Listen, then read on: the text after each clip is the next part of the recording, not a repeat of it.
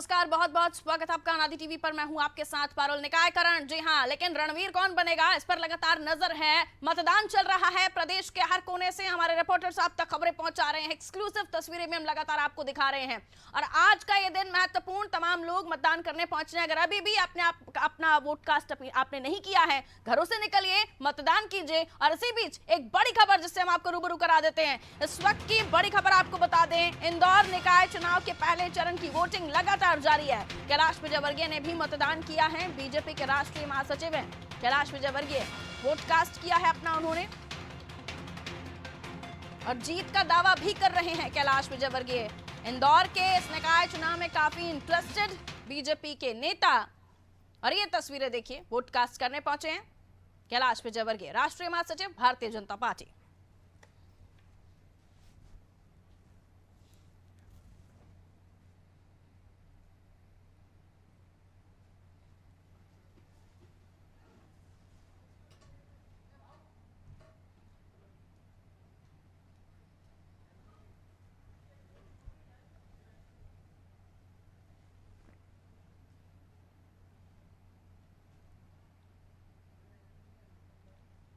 और ये तस्वीर देखिए, 11 नगर निगम के महापौर का चुनाव। इंदौर में भी काफी खूबसूरत तस्वीर है, जहां जैसे कि हम लगातार आपको बता रहे हैं, ये वो दिन होता है जहां आम हो चाहे खास पहुंचते हैं मतदान केंद्रों पर और अपने मताधिकार का उपयोग करते हैं। एक और बड़ी खबर आपको बता देते हैं इस वक्त जो हमारे पास आ रही है, चुनाव से ही जुड़ी हुई।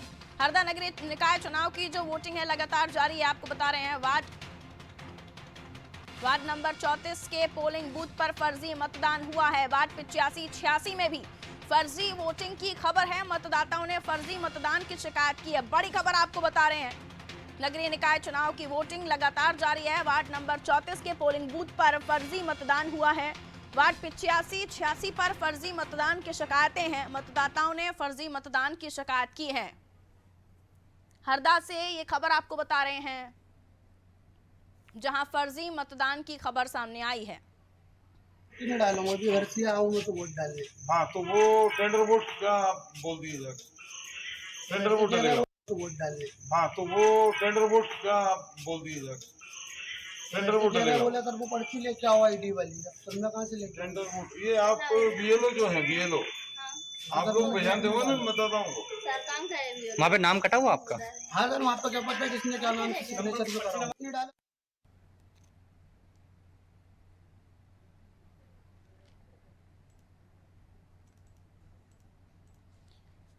ग्वालियर से भी फर्जी मतदान की खबर है। ग्वालियर से अब खबर आपको बता रहे हैं, जहां फर्जी मतदान मामले में मतदाताओं और प्रत्याशियों के बीच विवाद की स्थिति बन गई।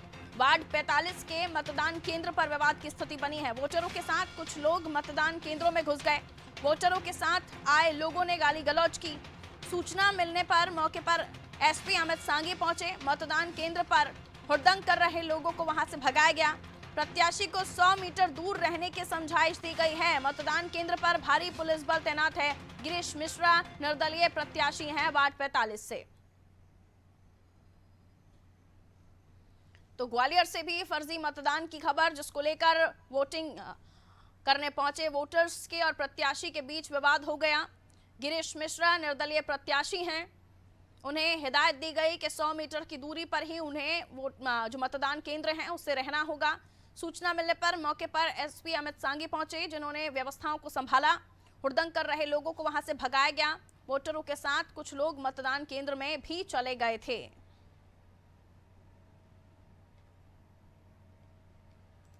अगली बड़ी खबर से आपको रूबरू करा देते हैं। देखिए, लगातार बड़ी खबरें हम आप तक पहुंचा रहे हैं ताकि हर अपडेट से आपको रूबरू कराते रहे। बैतूल से ये खबर है, जहां कांग्रेस नेताओं से पुलिस की बदसलूकी। विधायक निलय डागा ने मोर्चा संभाल लिया है। विधायक निलय डागा का पुलिस पर आरोप है, भाजपा के इशारे पर प्रशासन काम कर रहा है। पुलिस कर्मियों से जमकर विवाद हुआ। निलय डागा का एसपी समेत पुलिस बल मौके पर पहुंचा है। कांग्रेसियों ने पुलिस पर भेदभाव करने का आरोप लगाया है। किदवई वार्ड स्थित बूथ की ये घटना बताई जा रही है। तो कांग्रेस नेताओं से पुलिस की बदसलूकी, विधायक निलय डागा ने मोर्चा संभाला। भाजपा के इशारे पर प्रशासन काम कर रहा है, कहना है निलय डागा का। तस्वीरें देखिए।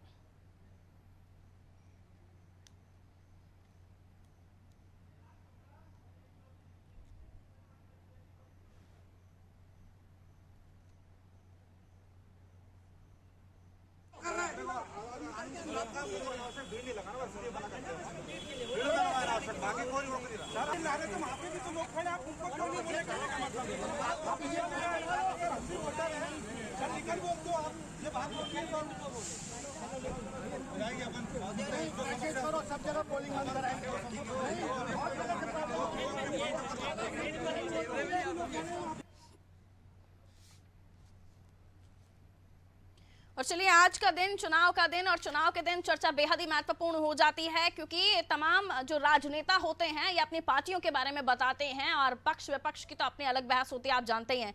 मिलियन मेहमानों से जो हमारे साथ इस चर्चा में जुड़ रहे हैं, नलाब शुक्ला जी हमारे साथ जुड़े हैं। नलाब शुक्ला जी, बहुत बहुत स्वागत करती हूँ आपका। सत्येंद्र चौधरी जी हमारे साथ जुड़े हुए हैं, बहुत स्वागत सत्येंद्र चौधरी जी आपका।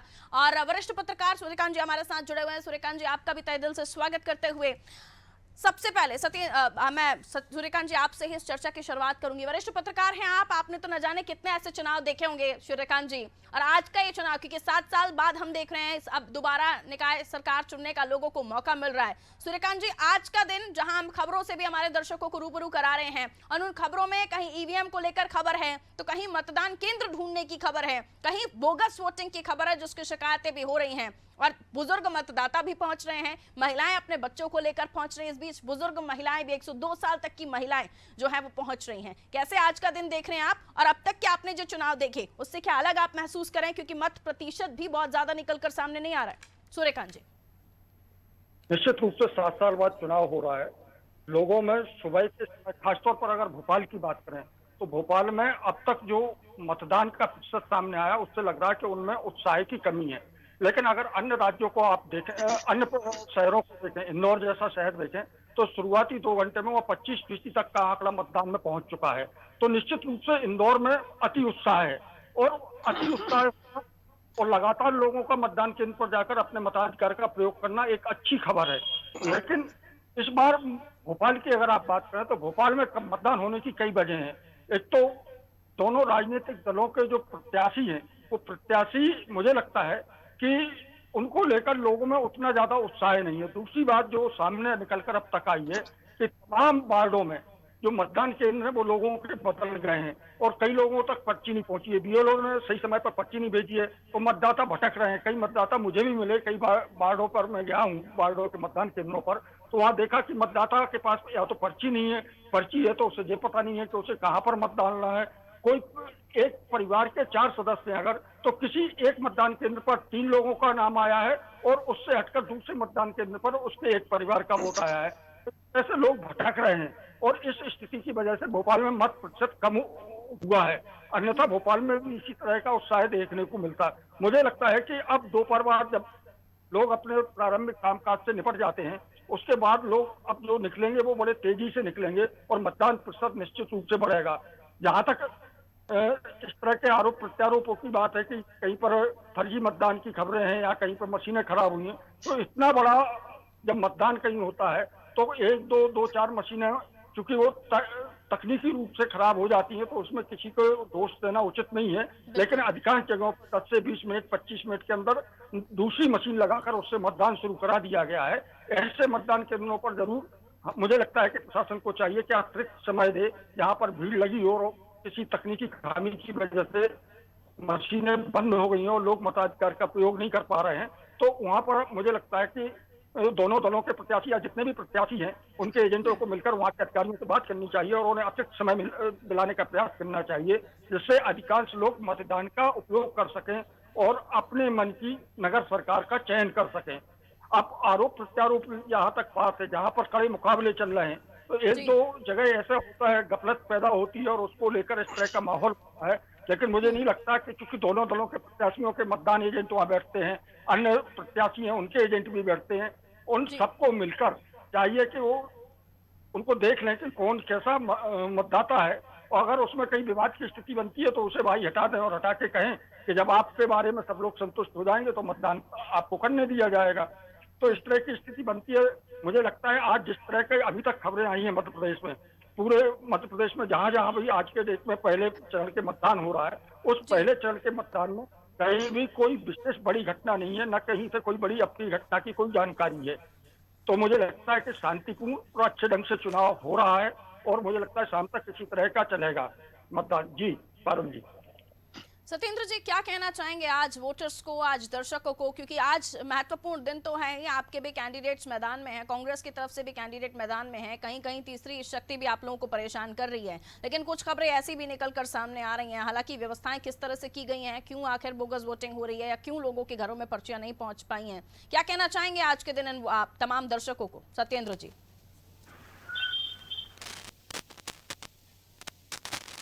सत्येंद्र जी को मेरी वॉइस मिल रही है? ऑडिबल हूँ सत्येंद्र जी आपके लिए? सत्येंद्र जी के पास शायद ऑडियो नहीं पहुंच रही, एक बार फिर से चेक कर लीजिए। मैं जब तक नीलाभ जी के पास आ रही हूँ। नीलाभ जी, अलग अलग जगह से अलग अलग खबरें, और वहीं नीलय डागा जी ये भी कहते हुए नजर आए कि साहब प्रशासन जो है वो सत्ता के दबाव में काम कर रहा है। क्यों सर? बाकी जगहों से तो ऐसी कोई खबर नहीं है, जहां आपका विवाद हो जाए तो आप लोग इस तरह के सवाल खड़े करेंगे? देखिए, प्रशासन को तो लगाया ही गया दबाव बनाने के लिए, तो हम इंदौर में ही महसूस कर रहे हैं, सभी जगह से खबरें आ रही है, लगातार प्रशासन दबाव बना रहा है इन प्रकार मतदान को प्रभावित करने के लिए। सत्ता है, सरकार है इनकी, और इन्हें लग रहा है कि इनकी जमीन खिसक रही है। ठीक है, अब इंदौर की बात करें, हम इंदौर के हालात ऐसी है, अब चुनाव में वादे वो कर रहे हैं, 20 साल से इनकी सरकार है, परिषद है इंदौर शहर के, मैं सिर्फ नगरीय निकाय की बात करूंगा, विषयांतर नहीं करूंगा। 20 साल से इनकी परिषद है, 20 साल पहले जो वादे किए थे वो वादे आज भी कर रहे हैं। तो 20 साल तक आप क्या कर रहे थे? पर्याप्त समय था आपके पास। आज आप कह रहे हैं हम घर घर पानी पहुंचाएंगे, नर्मदा कनेक्शन देंगे, यही बात 20 साल पहले भी कही थी और आज भी यही कह रहे हैं। इसका मतलब खुद स्वीकारोक्ति इनकी कि हम नर्मदा कनेक्शन नहीं पहुंचा पाए हैं। दूसरी बात, अवैध कॉलोनियों को वैध करेंगे, मुख्यमंत्री इंदौर आकर भी बोल कर गए। ये लगभग 20 साल से हम सुना, हमारे कान पक चुके हैं सुन सुन के, हर चुनाव में कहते हैं अवैध कॉलोनियां वैध करेंगे, अभी तक वैध नहीं हुआ है। ये इनके चुनावी लॉलीपॉप रह गई, समझ लिया हर बात को। अब ये हालत यह है इंदौर में, नगर निगम के शुल्कों का जो शुल्क है लक्ष्य पास का, वो अव्यवहारिक है। वो खुद स्वीकार कर रहे हैं प्रत्याशी की ये अव्यवहारिक है, हम इसको सुधारेंगे, जबकि लगातार जनता उससे परेशान हो रही है। हालात इंदौर की कुछ ऐसे, महज कुछ घंटों की बारिश में इंदौर तालाब में, टापू में तब्दील हो जाता है। चौराहों पर 2-2 फीट पानी भर जाता है, सड़कों पे पानी बहने लगता है। गलत वाटर टेपिंग में जो भ्रष्टाचार हुआ है, अभी हाल ही में स्टाम वाटर का लाइन डाली गई, उसमें 10 करोड़ रुपए का घोटाला अभी हाल ही है। उसके बाद इंदौर में भी कल बारिश हुई, की बात है नीलाभ जी, इतनी सारी बातें, इंदौर के लिए कितना प्रेम है इंदौर वासियों के लिए आपके दिल में, है ना, लेकिन इंदौर के लिए कमलनाथ जी का उतना इंटरेस्ट नहीं दिखाई देता। कितनी बार कमलनाथ जी इंदौर गए प्रचार प्रसार करने या वहां पर जनता की समस्याओं को सुनने? कितना रोड शो हुआ आपका, कहाँ प्रचार प्रसार हुआ? और एक तरफ वो ये भी कह देते हैं कि साहब मैं तो इंटरेस्टेड ही नहीं हूं इन चुनाव में। मेरी बात सुनिए, हमें थोटा प्रचार नहीं करना ना, हमें झूठा इवेंट बनाना है। ये इवेंट बनाना, तो जनता की समस्याएं सुनने के लिए नीलाभ जी यहीं से कान लगा देंगे क्या? जनता की समस्या 20 साल से, 20 साल पर्याप्त समय नहीं है। अरे तो आज जब लड़ाई आज के दिन है या इस चुनाव के लिए है, तो इस लड़ाई के लिए कौन सा हथियार उठाया आपने? किस जंग में पहुंचे? उठाया हम लगातार सड़कों पर लड़े इनके लिए। इसके बाद इनके ये भ्रष्टाचार, इंदौर वासियों के लिए प्रेम आपके दिल में दिख रहा था ना सर मुझे, तो इंदौर की जनता के लिए तो बात कर रही हूँ मैं। इंदौर के लिए कहाँ पहुंचे आप? कहाँ पहुंचे कमलनाथ जी? परिषद किसकी है? सवाल किससे पूछे जाएंगे? कमलनाथ जी की सरकार है क्या? इंदौर में परिषद कांग्रेस की है क्या? तो सवाल किससे? तो इंदौर वासियों से फिर वोट नहीं मांगेंगे आप? वहाँ सरकार अगर किसी और की है तो ये तो जनता और भाजपा का चुनाव है आमने सामने। कांग्रेस के साथ जनता खड़ी हुई है, सवाल तो भाजपा से पूछा जाएगा। कांग्रेस के साथ जनता खड़ी हुई है और जनता के साथ कांग्रेस खड़ी हुई है, तो इंदौर की जनता के साथ खड़े हुए दिखाई क्यों नहीं दिया आप लोग?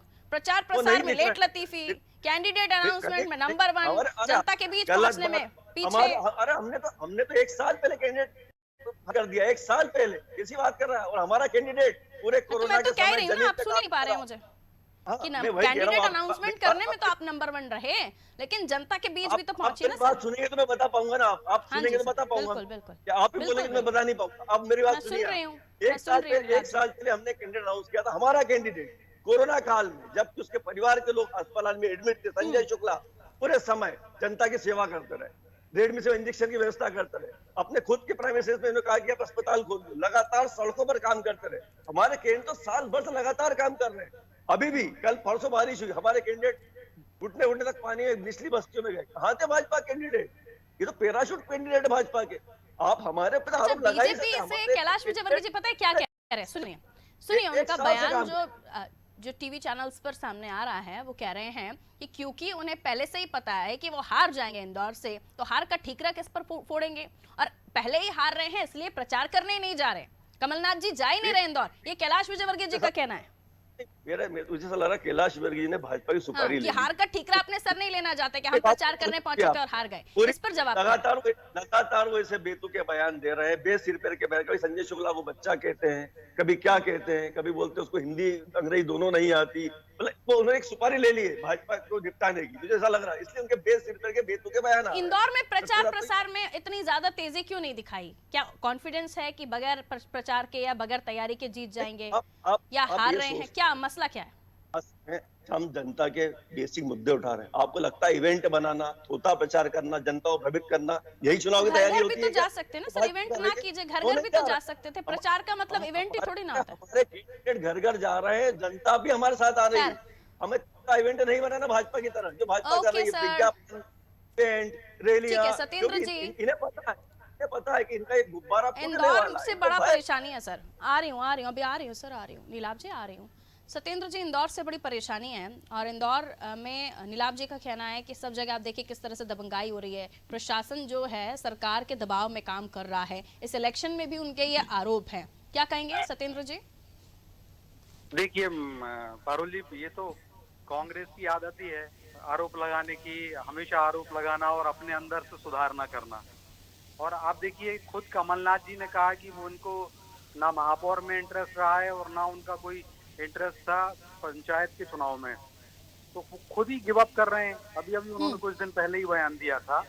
और मेरे मित्र कह जरूर रहे हैं सारी चीजें, सब भारतीय जनता पार्टी पर एक विपक्ष के नाते एक विपक्षी पार्टी पे आप थोप सकते हो, लेकिन जब आपकी 15 महीने की सरकार रही तो अभी कह रहा है अवैध कॉलोनी, अवैध कॉलोनी, अवैध कॉलोनी पूरे मध्य प्रदेश के अंदर लगभग नहीं, वो कह रहे हैं आप कैलकुलेट करके एक लेटर बना दीजिए, कैलकुलेट करके, और कितने साल चाहिए आपको तमाम समस्याओं को खत्म करने के लिए, वो ऐसे पूछ रहे हैं। आपने इतने साल तो ले लिए, पर्याप्त समय नहीं है 20 साल का। मैं नीलाभ जी सवाल पूछना मेरा काम है, प्लीज मुझे करने दीजिए। मैं आ रही हूँ आपके पास, ये अभी हम वर्चुअली जुड़े हुए, मिक्सअप हो जाएगा सर, समझ नहीं पाएंगे। सत्येंद्र जी, कितना समय और चाहिए आपको? अगली बार भी फिर ना बोले आप ये। नहीं, इन्होंने तो पूरा पानी फेर दिया था ना जब इनकी 15 महीने की सरकार रही, और अच्छा रहा कि वो सरकार चली गई और सिंधिया जी के साथ में 32 लोग जो आए वो सब मध्य प्रदेश की जनता के लिए फरिश्ते और जनता के मैसेंजर ऑफ गॉड हो गए, और उसके कारण ही चला गया। नहीं तो 15 महीने में उन्होंने क्या किया, अवैध कॉलोनी के लिए वैध करने का जो काम माननीय शिवराज जी ने किया था पहले, उसको इनके एडवोकेट जनरल ग्वालियर की बेंच में जाकर के खड़े नहीं हुए, प्रस्तुत नहीं हुए, और जानबूझ के इन्होंने किया था, जिसके कारण हाईकोर्ट ने जो कॉलोनियों को, अवैध कॉलोनियों को वैध करने की प्रक्रिया थी, उस प्रक्रिया को निरस्त कर दिया था। और निरस्त किया तो कांग्रेस की सरकार ने उसको आगे नहीं बढ़ाया था, क्योंकि कांग्रेस ने उसमें मट्ठा डाला सारे लोगों के हितों पे, करोड़ों लोग जो अवैध कॉलोनी में रह रहे हैं। अभी नल कनेक्शन की भी बात कर रहे थे नीलाभ जी, पानी निकासी, नल कनेक्शन, इस पर क्या जवाब है आपका? नल कनेक्शन आप लोगों ने नल निकाले या ये खोड़ के आ गया, ऐसा हुआ क्या? देखिए, नल जल योजना, या भोपाल की बात करें या इंदौर की या सारी जगह मध्य प्रदेश के अंदर, तो ये लोग बातें ही बातें करते थे, नारा ही नारा देते थे कि जल लाएंगे, नर्मदा जी का जल लाएंगे, या गरीबी हटाएंगे, गरीबी का नारा देते थे। भारतीय जनता पार्टी आई, उसने चुनौती के तौर पे लिया, और आज भोपाल के अंदर देखिए आप कितने दिनों से जल मिल रहा है हमें मां नर्मदा का, और मां नर्मदा का जल हमने अभी लाइन डली वो भी फूट गई, भेजा हुआ है। उज्जैन में भी आपने देखा जो सिंगस्त हुआ, उसमें माँ छिपरा के अंदर भी माँ नर्मदा का जल पहुंचा, वो छिपरा से चंबल में जाता है, चंबल गंगा में मिलती है। सत्येंद्र सर, सवाल आप समझ ही नहीं पा रहे हैं कि अगर काम हुए तो दोबारा से जनता के सामने यही बताना पड़ रहा है आपको कि हम भ्रष्टाचार खत्म करेंगे, हम आगे विकास कार्य करेंगे। ट्रिपल इंजन तो पहले ही था आपके पास, फिर भी आप दोबारा ट्रिपल इंजन मांग रहे हैं। अब कौन सी तीसरी को, क्या छठवीं गुना रफ्तार के साथ काम करेंगे? जनता के बीच आप दोबारा विकास की बात करने के लिए जा रहे हैं ना, ये बता नहीं रहे कि हमने क्या क्या किया। मैं बता रहे हैं ना मैडम पारुल जी, भ्रष्टाचार की जो आपने प्रश्न पूछा, तो भ्रष्टाचार का एक 15 महीने में कमलनाथ जी की सरकार ने जो भ्रष्टाचार किया, वो जो नगर निगम का कार्यकाल खत्म हो गया था और उन्होंने अपना आदमी बिठाल दिया था यहाँ पर एडमिनिस्ट्रेटर के तौर पर, क्योंकि ये ट्रांसफर उद्योग चलाते थे, तो सारे अधिकारी भी इनसे भयाक्रांत थे, और उसके कारण से जो कमिश्नर जो रहते थे हर जगह प्रभारी बना दिए थे। और उस समय जो भ्रष्टाचार हुआ, उस भ्रष्टाचार का उन्मूलन करने का शपथ भारतीय जनता पार्टी ने ली, और अभी तक करते आ रहे थे। अब चूंकि नगर सरकार का अवसर जनता दे रही, जनता के लिए, जनता के द्वारा मिलेगा, दरअसल भारतीय जनता पार्टी को सूर्यकांत जी, समस्या ये हो गई कि बीजेपी के पास 15 महीने आ गए हैं, कि 15 महीने आप थे तो आपने ये तमाम चीजें 15 महीने में कर दी, और कांग्रेस के पास है कि आप इतने साल रहे, आपने क्या किया।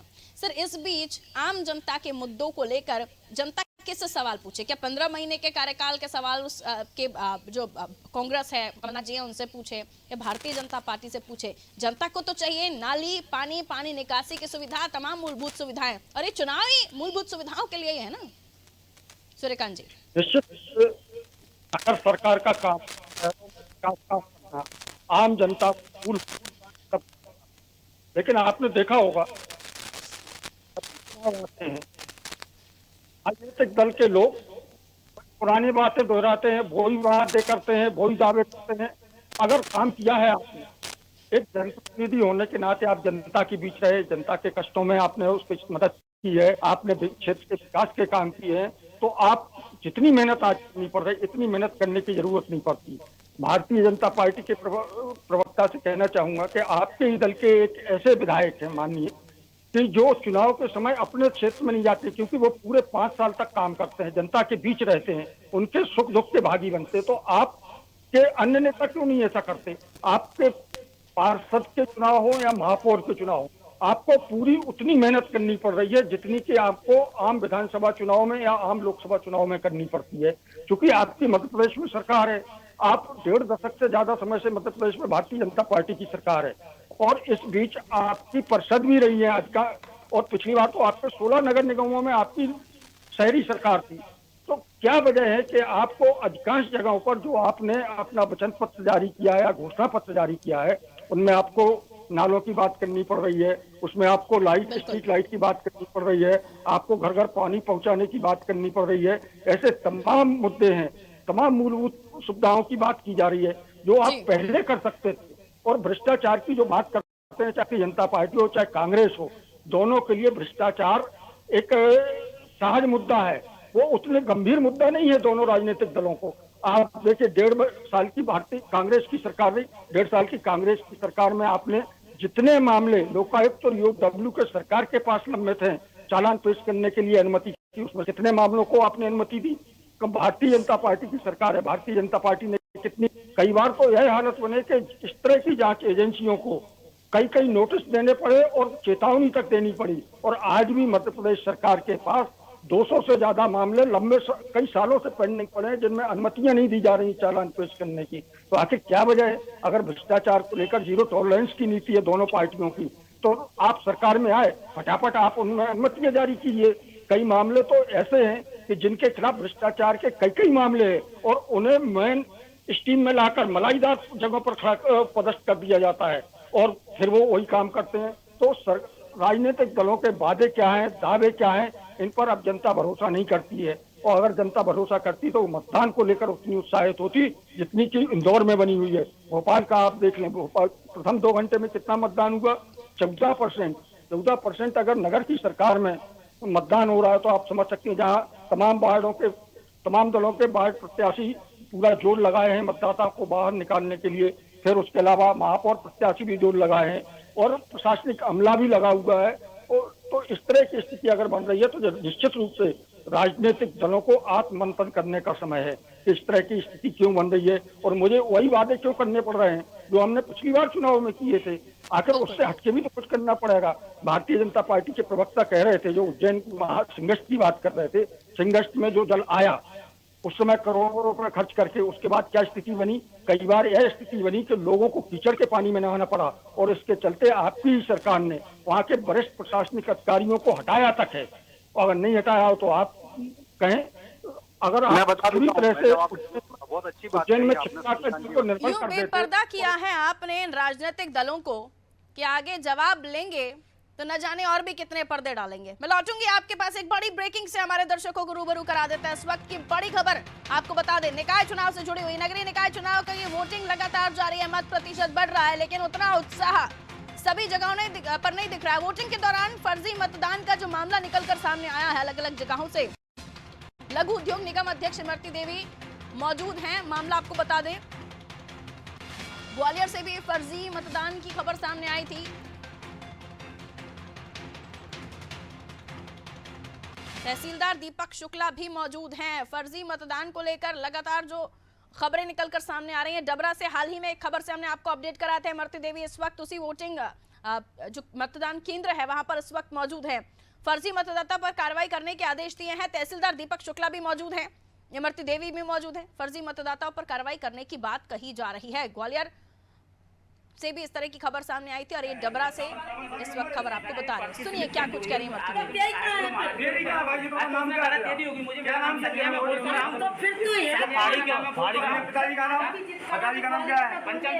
कौन से वार्ड में रहते हो तुम? 2 नंबर। वहाँ पे 2 नंबर निवास कहाँ तुम्हारा? सारे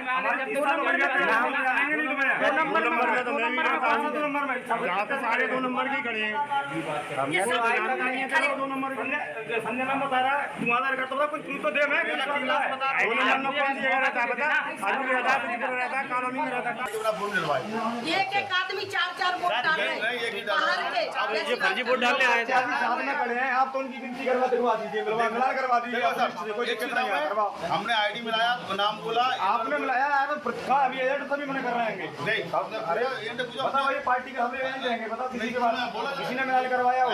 पापा ये कांग्रेस का खड़ा है, फिर जीप कौन की वोट डाल रहे हैं? ये बैंक का जो वोट है और ये अभी चित्रकूट है। कल के चित्रकूट है। ये सुन लीजिए आप अभी आप बोले थे हमने वोट डाल दिया। अभी आपने ये बोला ये वोट डाल दिया। ऐसे वोट डाल गए नहीं पकड़ने से क्या लाना है? पकड़ने के अलावा भी तो देख रहा है। उतार दोगे हमें पता है। तुम तहसीलदार हो ना, गाड़ी में से उतार दोगे। अरे बाहर नहीं आएगा। पुष्टि करवाओ। इस व्यक्ति का वोट डालने के लिए आया था जो कि चित्रकूट है। अभी माननीय सेक्टर मसले वाले दिन से भी बात हुई है। कराई जाए देखो अग्रवाल साहब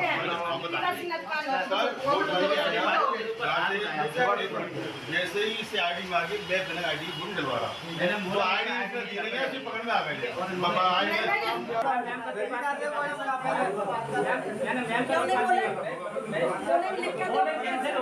हम तो घर पे थे जब पता पड़ो कि 100 गुंडे ग्वालियर से आए हैं और पोलिंग में धसे हैं। आके सब घर गए। एक हमने पकड़ लिया है, ये बैठा है गुंडा ग्वालियर का और बता रहा हूँ कि मैं डबरा के हूँ और यहाँ 100 वोट फर्जी डले हैं। जबकि बीजेपी, बीएसपी और कांग्रेस तीनों प्रत्याशी रो रहे हैं यहाँ खड़े होकर। उन्हें धसन नहीं दे रहे और बराबर जो ग्वालियर के गुंडे वोट डाल रहे और सारे जो पीडर सिंह अधिकारी से डरवा रहे सब। ये पोलिंग कैंसिल होना चाहिए। हमारे जो तीनों प्रत्याशी कहेंगे पार्टी के, बीएसपी, बीजेपी और कांग्रेस, वही होगा यहाँ। जो प्रत्याशी होगा चित्रकूट और जो चित्रकूट में है ताको जो वोट डाल रहा तो शिवरे ऐसी पर्ची लेके आया है। पर्ची स्लिप चेंज हुई।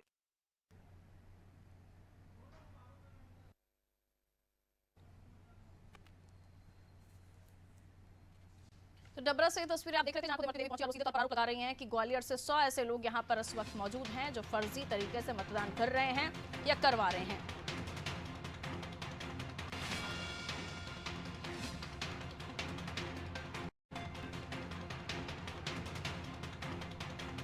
और एक और बड़ी खबर से आपको रूबरू करा देते हैं।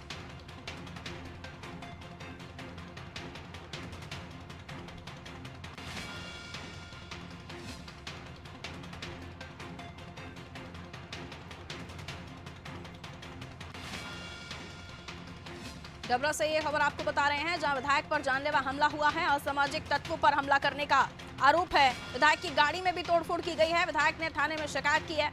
मौके पर जांच के लिए पुलिस पहुंच गई है। वार्ड नंबर 11 की यह घटना बताई जा रही है।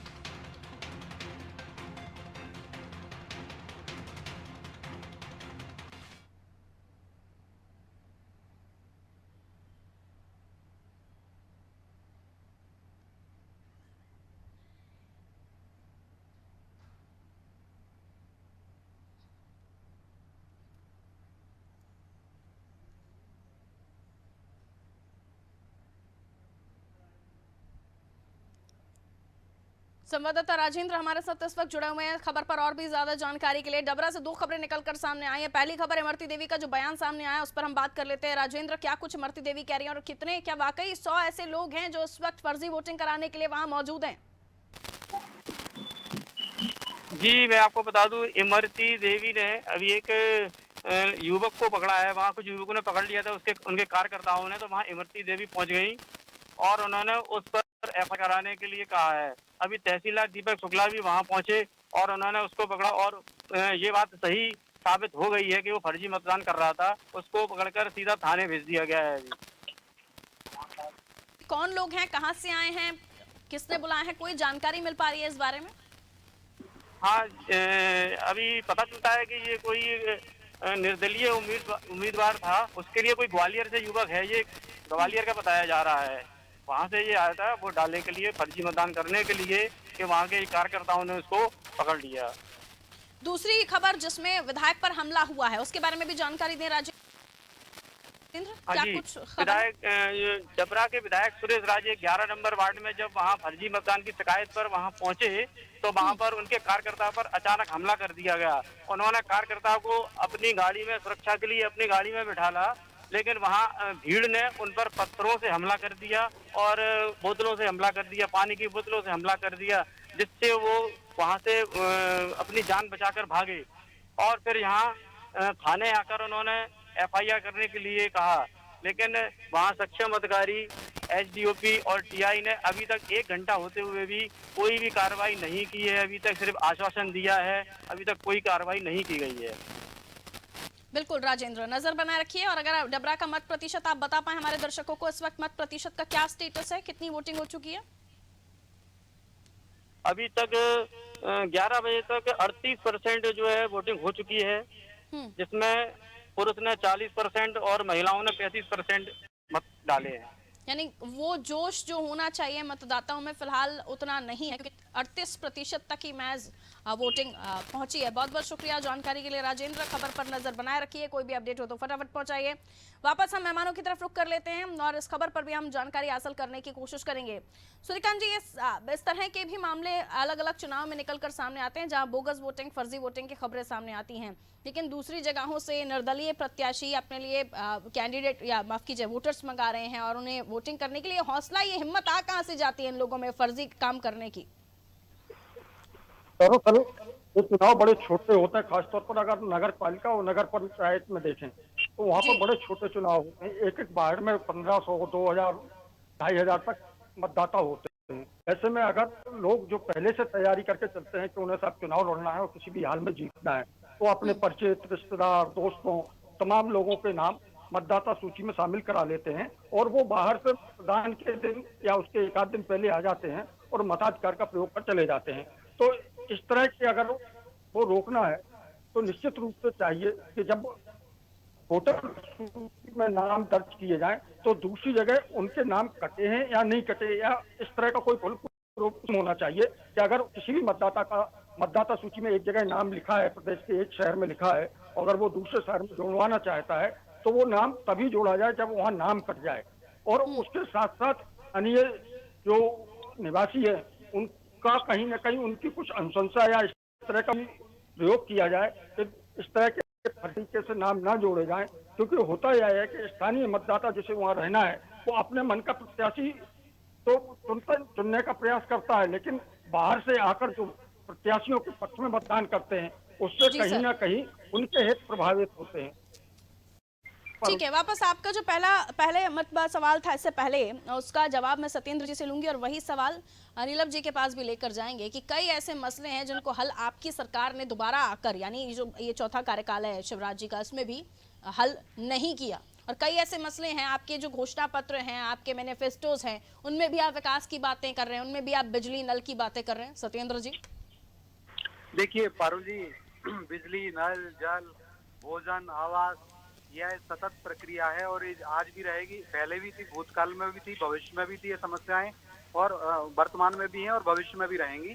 और इन समस्याओं को सदैव फोर फ्रंट पर आकर के इनका निराकरण करना, इनके काम करना इसमें जरूरी है। और भारतीय जनता पार्टी इन सारी समस्याओं को चुनौती के तौर पर लेती है। और आप देखिए, ये गरीबी गरीबी हटाओ का नारा जैसे कहते थे, आज गरीबी और कहते आए। और अभी अभी विश्व बैंक की रिपोर्ट आई, IMF की रिपोर्ट है, उसमें मोदी जी के समय जब गरीबी थी देश के अंदर वो 22-23% थी, जिसको आज 10% पे ले आए। 12% से ज्यादा की गरीबी हमारी माननीय मोदी जी के सरकार में अभी कार्यकाल में और कम की गई है। मैं इसमें श्रेय मोदी जी को तो देता ही हूँ, साथ के साथ ही साथ समस्त राज्य सरकारों को भी देता हूँ। और 50 रुपए आज जो सिलेंडर बढ़ गया उसका श्रेय किसको दीजिएगा? जी 50 रुपए सिलेंडर पे जो बढ़ गया उसका श्रेय किसको दीजिएगा? नहीं, अब देखिए, अब आप पेट्रोलियम के लिए अगर विषय रखेंगे तो उस पर बड़ी लंबी मैं आपको विस्तृत बता वो भी सकता आम हूं। उसी वोटर से जुड़ा हुआ मसला है ना सर, जिससे आप वोट मांगने जा रहे हैं, उससे आप तमाम किताबी दें और गणित बताते रहिए, लेकिन पूछेगा तो वो भी। उज्ज्वला कनेक्शन दिए और हमारी उज्ज्वला बहनों के लिए हर सिलेंडर पे 200 रुपए से ज्यादा की सब्सिडी दे करके ऐसा काम किया, और पेट्रोलियम पदार्थों के ऊपर जो अभी काम किया तो 1 लाख करोड़ रुपए से ज्यादा की राशि हमने जनता की जेब में डाली है भारत। अच्छा, ये टाइमिंग भी बड़ी खूब है कि इलेक्शन के डे पर 50 रुपए बढ़ जाते हैं। माननीय मोदी जी ने ठीक है सर, ठीक है, लौट रही माननीय मोदी जी ने 1 लाख करोड़ रुपए की राशि जो टैक्स में कम करके पेट्रोलियम के ऊपर और गैस के ऊपर कम करके नीलाभ जी, ऐसे कई मामले जो लोकायुक्त से जुड़े हुए हैं, अभी सूर्यकांत जी भी उसकी बात कर रहे थे। आपके 15 महीने के कार्यकाल के समय भी, आपकी सरकार के समय भी उन मुद्दों को उस पर कार्रवाई नहीं हुई, उस पर किसी तरह से उसे छुआ तक नहीं गया। तो काम तो आप भी करने की बात करते हैं, लेकिन कुछ कामों को आप भी पर्दा डालते हैं। कहिए इस पर क्या जवाब है आपका? देखिए, पहली बात मैं मेरे भाजपा में तो शुभकामना देता हूँ, निकाय चुनाव के दिवस पर 50 रुपए गैस का सिलेंडर बढ़ गया, शुभकामना। दूसरी बात ये है कि हमें मिले थे 14 महीने, 14 महीने सरकार में हमें मिला था माफियाओं से भरा हुआ प्रदेश, तमाम तरह के भ्रष्टाचार से भरा हुआ प्रदेश। हर तरह कमलनाथ जी ने आते सबसे पहले माफिया विरोधी अभियान चलाया। आप देखिए हर क्षेत्र, भू माफिया, दवा माफिया, मिलावट माफिया, ब्लैक मेलिंग माफिया, मतलब इस प्रदेश की ऐसी हालत करके हमारे पास समस्याओं का अंबार था और हम लगातार उसके लिए काम कर रहे थे। इस बीच कोरोना की आमद हो चुकी थी, कोरोना से निपटने की तैयारी भी चली गई थी, तो षड्यंत्र पूर्व हमारी सरकार गिरा दी गई। और बार बार बात कहना ठीक नहीं लगता कि हमारे साथ समस्या का अंबार मिला था, लेकिन ये 14 महीने का हिसाब हमसे मांगते और 20 महीने का जी ने जो कहा शायद आप सुन नहीं पाए, मुझे लगता है आप समझ ही नहीं पाए कि वो क्या बता रहे हैं। मैं आपके विषय पे आ रहा हूँ। हमने सब तैयारियां कर रखी, हमें पर्याप्त समय नहीं मिल पाया, वरना इनका एक एक भ्रष्टाचार और भ्रष्टाचारी अधिकारी और भ्रष्टाचार का नेता सलाखों के पीछे होता। हमने पूरी तैयारी कर रखी थी, लेकिन हमें हमारे आपकी प्राथमिकताओं में नहीं था कि उन मामलों को बेपर्दा किया जाए जिसमें बड़े नाम शामिल हैं, या लोकायुक्त में जो मामले पेंडिंग हैं नहीं मिल पाया। मैं रिपीट कर रहा हूँ, हमें पर्याप्त समय नहीं मिल प्राथमिकताओं पाया। में नहीं था, ये कहिए ना। उन 15 महीने में वो आपकी लिस्ट में कहीं एंड 10वें 12वें 15वें नंबर पर या 100वें नंबर पर होगा। फिर क्यों निकाला हमने माफिया विरोधी अभियान क्यों चलाया? ये शुरुआत थी, उसके तार इन्हीं से जुड़ते थे। इन माफियाओं पे किसका वरदस्त था, किसका संरक्षण था? ये तार वहीं जाके खुलते, ये मकर जाल था, वही तुम सुलझा रहे थे। हम वहां तक पहुंचते, उसके बीच हमारी सरकार गिरा दी गई। यही तो षड्यंत्र था कि इन तक हमारे हाथ के गिरबान तक ना पहुंचे, इसलिए माफियाओं के साथ मिलकर हमारी सरकार गिर गई। ये मेन मुद्दा है, हमारी सरकार गिर गई क्यों? कि हमारे हाथ के गिरबान पर पहुंच रहे हैं। हम जांच कर रहे हैं, हमने माफिया को छेड़ दिया था, जो जिसके पीछे इनका हाथ, हम वहां तक जब तक हमारी सरकार गिरा माफिया को साथ का सहयोग लेकर मैं सरकार गिरा। ठीक है सूर्यकांत जी, सफाई आपको कितनी भाई? देखिए, मैं बता दूं पारुल जी, जिन्होंने नहीं, ये सूर्यकांत जी के पास मैं जा रही हूँ। सत्येंद्र जी वापस आपके पास लौटूंगी कि जो सफाई दोनों तरफ से दी गई है, ये आपको कितनी पसंद आई? सूर्यकांत जी देखिए, प्रवक्ताओं का काम है अपने दलों की बात को जनता तक पहुंचाना और अपने दलों का बचाव भी करना। बिल्कुल, तो दोनों कर रहे हैं। लेकिन यह बात बता दूं आपको कि जो आदरणीय कांग्रेस के प्रवक्ता महोदय जी कह रहे हैं कि उन्होंने कम समय मिला, सरकार षड्यंत्र पूर्वक गिरा दी, तो इसमें कहीं ना कहीं आपके संगठन की, आपके सरकार के नेतृत्व पर सवाल खड़ा होता है कि आपके दल के नेता आखिर गए क्यों, ऐसी परिस्थिति क्यों बनी?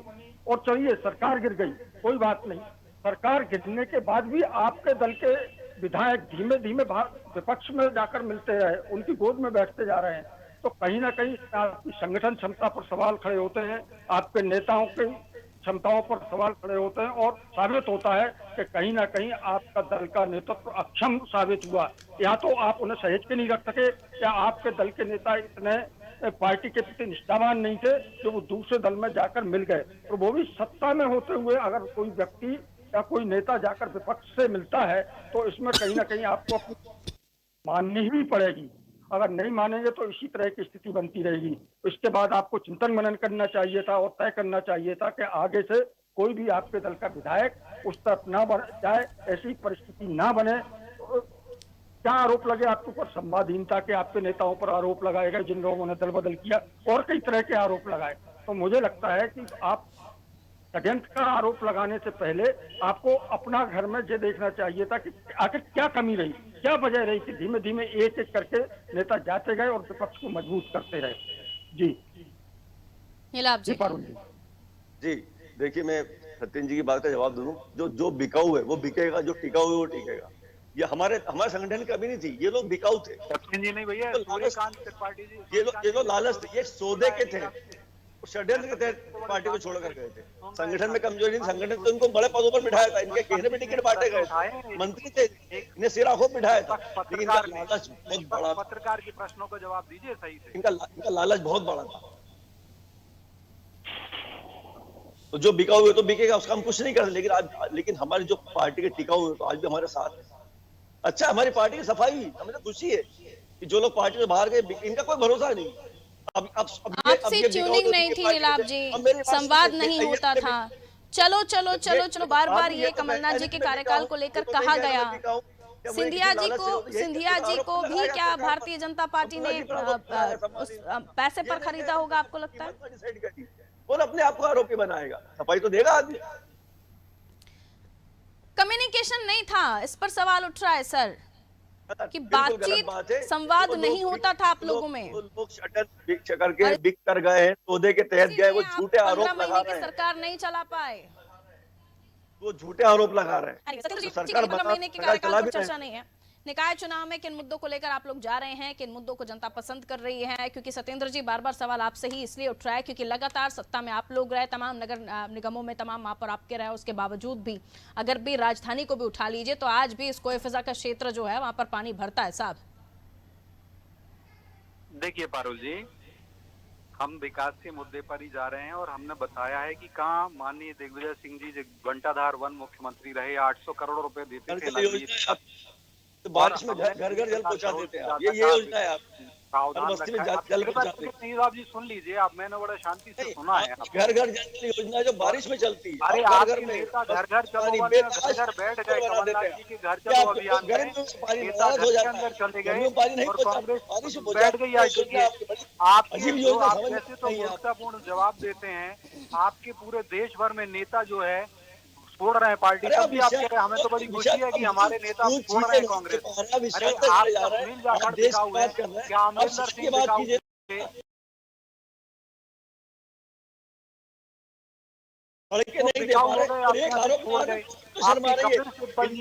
साइकिल पे सवार होकर के राज्यसभा सांसद बन गए, तब भी आप कहते हैं कि हमारे नेता, हमें गर्व है, हमें खुशी हो रही कि हमारे यहाँ से कांग्रेस के नेता छोड़ के जा रहे हैं। एक सेकंड सर, तनिक तो विचार करिए। एक सेकंड सत्येंद्र जी, एक सेकंड। शर्मा रही, इन्हें भ्रष्टाचार करते शर्मा रही। बंदी के पैसा ठीक है, थोड़ा सा ट्विस्ट है मेरे सवाल में, और वो सूर्यकांत जी से मैं शुरू करूंगी उस सवाल को, आप लोगों के पास भी आऊंगी। रुक जाइए जरा। सूर्यकांत जी, तीसरी ताकत यानी ये तीसरी पार्टी, और खासतौर पर आम आदमी पार्टी को हम देखें तो काफी अच्छे से वो अपने पैर पसार रही हैं। दिल्ली के बाद हम देख रहे हैं पंजाब, और उसके बाद अलग अलग राज्यों में वो पहुंच रहे हैं। यहाँ हम निकाय चुनाव में भी देख रहे हैं और AIMIM भी अपने अलग अलग सीटों पर उन्होंने कैंडिडेट्स उतारे हुए हैं, बहुत ही ज्यादा नहीं लेकिन बहुत कम भी नहीं। तो ऐसे में आपको लगता है कि ये भी काम बिगाड़ने का काम करेंगे, इतने स्ट्रांग होंगे कि जो रनिंग पार्टीज हैं उन पर भारी पड़ जाएंगे? सूर्यकांत जी, निश्चित रूप से आप देखिए, जिन 11 नगरीय निकायों में अभी नगर निगमों में मतदान चल रहा है, उसमें से 3 नगर निगम ऐसे हैं जहां पर तीसरी ताकत कांग्रेस और भारतीय जनता पार्टी दोनों के प्रत्याशियों को मुसीबत बनी हुई है। अगर आप सबसे पहले जाएं, सिंगरौली की बात कर लेते हैं। सिंगरौली में आप प्रत्याशी दोनों दलों के बीच ऐसी दीवार बन के खड़ा हुआ है कि त्रिकोणीय मुकाबला हो गया वहाँ, और कोई बड़ी बात नहीं। हो सकता है कि मध्य प्रदेश के नगरीय निकाय चुनाव में पहला खाता अगर आपका खुलेगा तो वो हो सकता है कि सिंगरौली से भी खुल जाए। और भी कई सीटें ऐसी हैं, अगर वार्डों में अगर आप जाती हैं तो कई वार्ड में इस बार आपने बहुत मजबूत प्रत्याशी उतारे हैं। जहाँ पर कभी कांग्रेस का वर्चस्व रहा करता था, वहाँ पर मुझे दिखाई दे रहा कि इस बार आप टक्कर में खड़ी हुई है, आपका प्रत्याशी टक्कर में खड़ा हुआ है।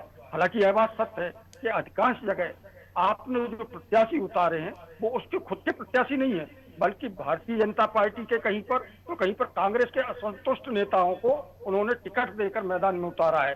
जो टिकट के दावेदार थे, पार्टी ने उन्हें टिकट नहीं दिया, वो बगावत करने पर उतारू हो गए और आपने उनसे संपर्क उन्हें अपना बतौर प्रत्याशी उतार दिया है मैदान में।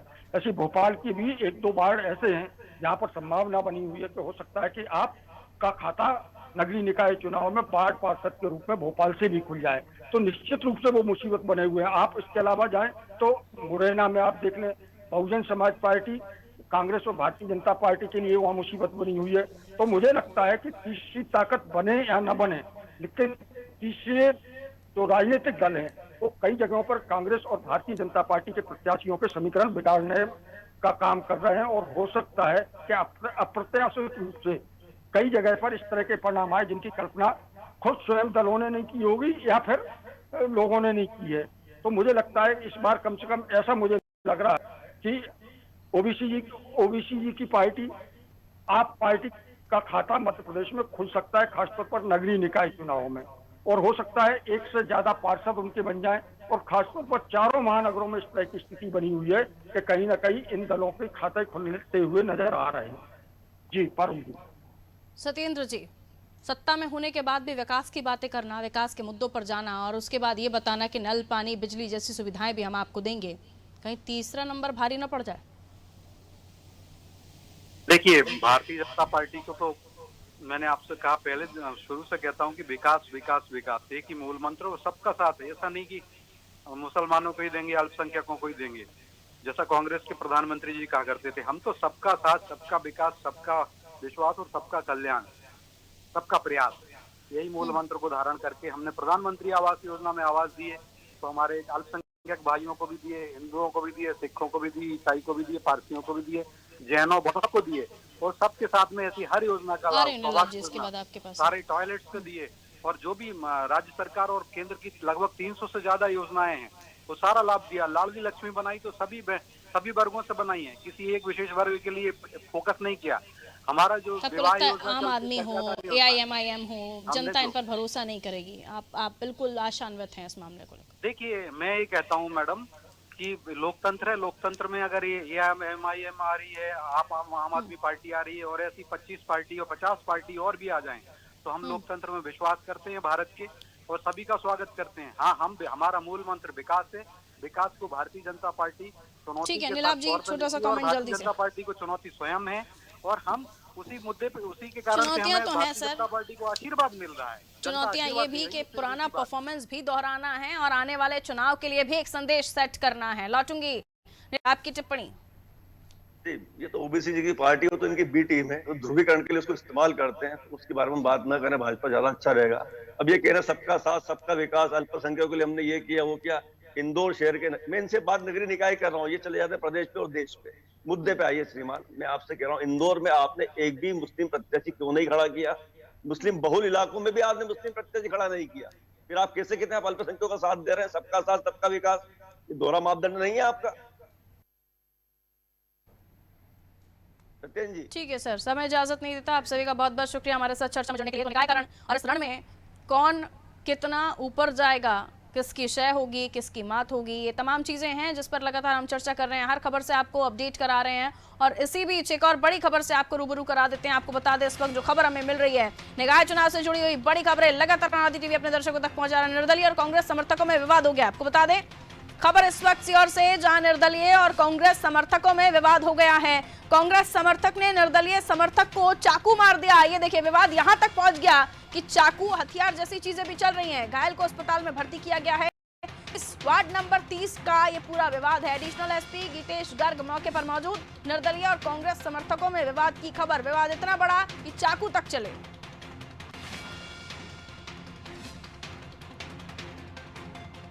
तो खबर आपको बता रहे हैं सीहोर से, निर्दलीय और कांग्रेस समर्थकों में विवाद की खबर है। कांग्रेस समर्थकों ने निर्दलीय उम्मीदवार के समर्थक को चाकू मारा है। सीहोर का वार्ड नंबर 30 जहां पर यह पूरा विवाद हुआ है।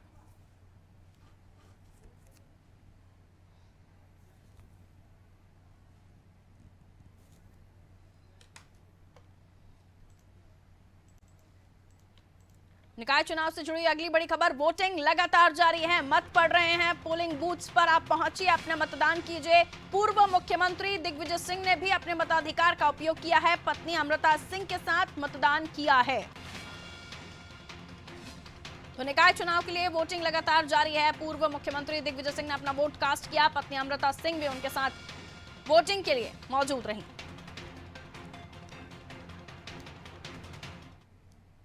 तो निकाय चुनाव से जुड़ी हुई हर खबर से आपको रूबरू करा रहे हैं हमारे रिपोर्टर्स, लगातार अपडेट कर रहे हैं एक्सक्लूसिव तस्वीरों के साथ। अनादि टीवी हर खबर आप तक पहुंचा रहा है। छोटे से ब्रेक के लिए रुक रहे हैं, जल्द हाजिर होते हैं।